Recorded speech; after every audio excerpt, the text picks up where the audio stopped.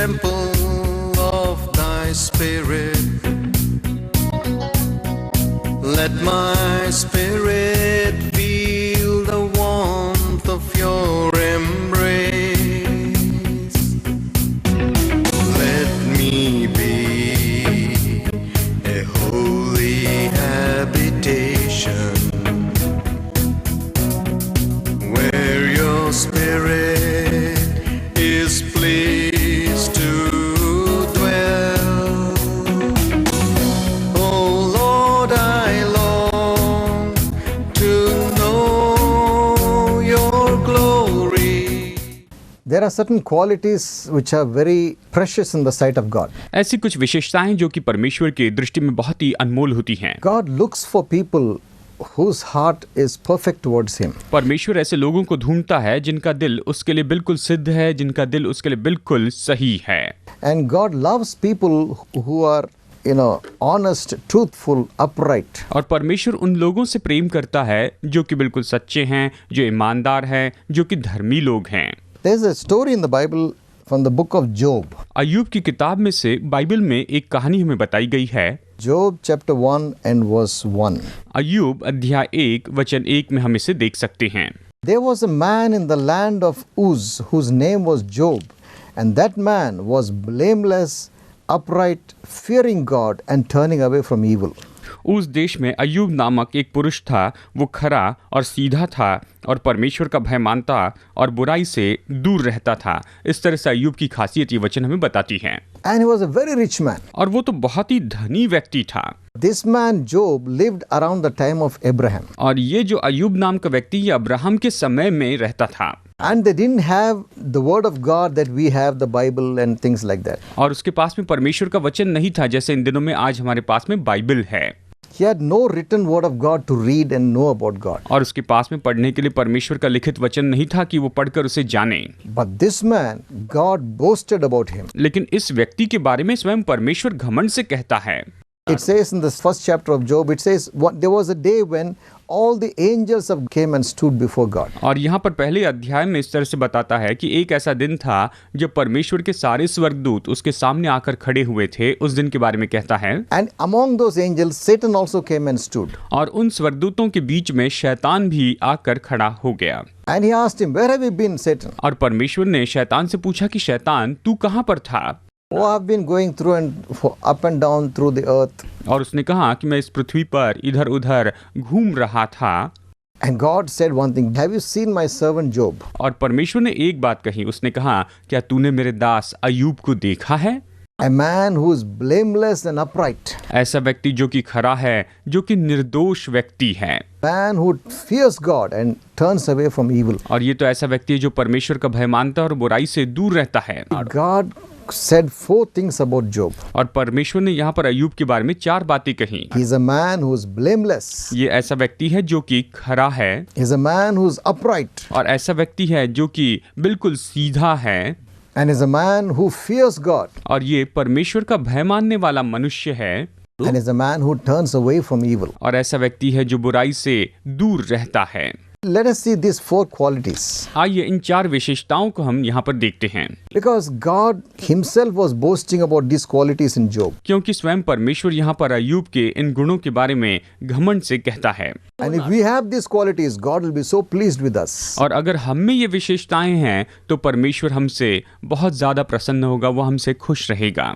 What is blameless? और ये खरा होना मतलब क्या है? Those blameless are people who cannot be accused of wrongdoing before the people or before God. ये खरे या फिर निर्दोष तो ऐसे लोग होते हैं जो कि परमेश्वर और लोगों के बारे में किसी बात पर उनके ऊपर दोष नहीं लगा सकते हैं। In Psalms chapter 19 and verse 13, और भजन संहिता अध्याय 19 वचन 13 में हम देख सकते हैं David prays, यहाँ पर दाऊद प्रार्थना करता है, keep your servant from willful sin, then I shall be blameless in a moral sense. He said, keep your servant from willful sin, then I will be blameless. तो अपने दास को ढिठाई के पापों से भी बचाए रख, वे मुझ पर प्रभुता करने न पाए, तब मैं सिद्ध हो जाऊंगा और बड़े अपराधों से बचा रहूंगा। यहाँ पर वो कहता है तब मैं सिद्ध हो जाऊंगा और बड़े अपराधों से बचा रहूंगा। How can we become a blameless person? हम किस तरह से एक निर्दोष व्यक्ति हो सकते हैं? We can only become blameless when we study the Word of God and apply the Word of God, obey the Word of God in your life. और हम केवल तभी निर्दोष होते हैं जब हम परमेश्वर के वचन का अध्ययन करते हैं, जब परमेश्वर के वचन का उपयोग करते हैं और जो कुछ भी परमेश्वर के वचन में आज्ञा दी गई है उसका उपयोग करते जाते हैं। The Bible contains the counsel of God. Bible में परमेश्वर की सलाह यहाँ पर हमें बताई गई है। Those who spend time meditating and studying the Word of God will transform them. और जो परमेश्वर के वचन का अध्ययन करते हैं, उसके ऊपर मनन करते चले जाते हैं, उन लोगों को परमेश्वर का वचन पूरी तरह से बदल देता है। The sins and the weaknesses will be removed from their life. और जो पाप हैं और जो कमजोरियां हैं, वो ऐसे लोगों के जीवन में से पूरी तरह से निकाल दी जाती हैं। As they grow, they will become blameless. और जैसे वो बढ़ते चले जाते हैं, वो और भी निर्दोष होते चले जाते हैं। Jesus, when he was accused before Pilate, और जब पिलातुस के सामने यीशु पर दोष लगाए गए थे, can any one of you accuse me of wrongdoing? और तब यीशु ने कहा, क्या तुम में से कोई भी मेरे ऊपर दोष लगा सकता है कि मैंने कुछ गलत किया है? He was blameless. वो निर्दोष था। But God wants us to be blameless, just like Job. और परमेश्वर चाहता है कि हम भी अय्यूब के जैसे पूरी तरह से निर्दोष हो। See, when we come to know Jesus Christ, जब हम प्रभु यीशु मसीह को जानते हैं, when we become children of God by believing in Jesus Christ, जब हम यीशु मसीह पर विश्वास करने के द्वारा परमेश्वर की संतान हो जाते हैं, Jesus himself becomes our righteousness, our sanctification and our holiness. यीशु स्वयं हमारी धार्मिकता हो जाता है, यीशु स्वयं हमारा शुद्धिकरण हो जाता है और यीशु स्वयं हमारी पवित्रता हो जाता है। 1 Corinthians chapter 1 verse 31. और पहला कुरिन्थियों अध्याय 1 वचन 31 इस तरह से कहता है, By his doing, you are in Christ Jesus, who becomes to us wisdom from God, righteousness, sanctification and redemption. वचन 30 कहता है, परंतु उसी की ओर से तुम मसीह यीशु में हो, जो परमेश्वर की ओर से हमारे लिए ज्ञान ठहरा, अर्थात धर्म और पवित्रता और छुटकारा ठहरा। इस तरह से वचन हमें बताता है। God sees us through Jesus as righteous. परमेश्वर हमें यीशु मसीह के द्वारा एक धर्मी व्यक्ति के रूप में देखता है। But that's a covering of righteousness over you. ये तो आपके ऊपर में धार्मिकता के द्वारा ढाका गया है, ये तो एक आच्छादन है।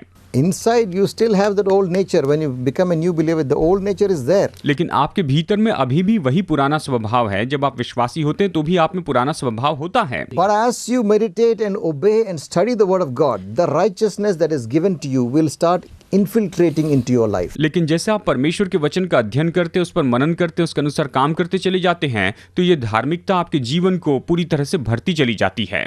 And it will affect your mind, your heart, your actions, your words. Everything will start changing. और ये आपके मन, आपके दिल और आपके विचारों पर असर करती जाती है और सब कुछ बदलने लगता है। And you will grow into the likeness of Christ. और आप मसीह की समानता में बढ़ते चले जाते हैं। And you can also walk in a blameless manner. और आप भी बिल्कुल पूरी तरह से निर्दोष होकर चलते जा सकते हैं। See, it says in the book Romans chapter 8 and verse 33. देखिए रोमियो अध्याय 8 वचन 33 में वचन इस तरह से कहता है, It says, who will bring a charge against God's elect? It's God who justifies. And verse 34 says, who is the one who condemns? Christ Jesus is the one who died and who was raised and who is at the right hand of God who intercedes for us. परमेश्वर के चुने हुओं पर दोष कौन लगाएगा? परमेश्वर ही है जो उनको धर्मी ठहराने वाला है। वचन 34 कहता है, फिर कौन है जो दंड की आज्ञा देगा? मसीह ही है जो मर गया था वरन मुर्दों में से जीव भी उठा और परमेश्वर के दाहिनी ओर है और हमारे लिए निवेदन भी करता है। इस तरह से वचन हमें बताता है। And it says in Jude verse 24. और यहूदा वचन 24 में ये इस तरह से कहता है, To him who is able to keep you from stumbling and make you stand in the presence of his glory blameless with great joy. अब जो तुम्हें ठोकर खाने से बचा सकता है और अपनी महिमा की भरपूरी के सामने मगन और निर्दोष करके खड़ा कर सकता है। इस तरह से यहूदा का ये वचन हमें बताता है। We should grow into that blameless nature. We should become a person who is blameless. हमें निश्चय ही ऐसे निर्दोष स्वभाव में बढ़ते चले जाना, ऐसा व्यक्ति होना है जो कि निर्दोष हो। God takes pride in those who are blameless. जो लोग निर्दोष हैं, जो लोग खरे हैं, परमेश्वर उनमें घमंड करता है। God boasted about Job to Satan. See, look at that man. He is blameless. परमेश्वर यहाँ पर शैतान के सामने अय्यूब के बारे में घमंड करता है और वो कहता है कि देखो वो व्यक्ति तो खरा है, निर्दोष है। There's a theology just going around now. लेकिन इन दिनों में इस तरह की विचारधाराएं और थियोलॉजी चल रही हैं। Oh, you can do some things wrong. Doesn't matter. It's already paid for 2000 years ago. अभी इन दिनों में जो चाहे वो कर सकते हो, कुछ गलती भी कर दी तो कोई फर्क नहीं पड़ता, क्योंकि सारी गलतियों के लिए प्रभु यीशु मसीह ने पहले से ही दाम चुका दिया है। वो इस तरह से कहते हैं। You don't even have to ask for forgiveness. और आपको इसके लिए क्षमा मांगने की भी जरूरत नहीं है। If you commit any sin, no, get up and keep going. और अगर आप पाप करते हैं तो बस उठिए और आगे बढ़ते चले जाइए, कोई फर्क नहीं पड़ता है। That is not blamelessness. नहीं, ये खरा होना नहीं है। Blamelessness means no one can accuse you of sin. खरा होना या निर्दोष होने का मतलब यह है कि कोई भी आपके ऊपर में पाप के बारे में कोई दोष नहीं लगा सकता है। Blamelessness means no one can say you are financially you're doing the wrong thing or morally you're doing the wrong thing. No one can quote and put a finger at you. निर्दोष होने का मतलब ये है कि कोई भी ये नहीं कह सकता कि आप धन के रूप में या आर्थिक क्षेत्र में कुछ गलत कर रहे हैं या फिर नैतिक क्षेत्र में आप कुछ गलत कर रहे हैं। आपके ऊपर कोई भी उंगली नहीं उठा सकता है। It's a false thing to say you can do whatever you like, it doesn't matter. आप जो चाहे वो कर सकते हैं, कोई फर्क नहीं पड़ता, ये कहना तो पूरी तरह से गलत होता है। God doesn't take pleasure in those who keep on sinning and then take his grace for granted. और परमेश्वर उन लोगों से प्रसन्न नहीं होता जो कि हमेशा पाप करते चले जाते हैं और उसके अनुग्रह को ऐसे ही हल्के रूप में लेते हैं। Galatians chapter 6 verse 7 and 8. गलातियों अध्याय 6 वचन 7 और 8 हमें इस तरह से बताता है। Do not be deceived, God is not mocked. Whatever a man sows, this he will also reap.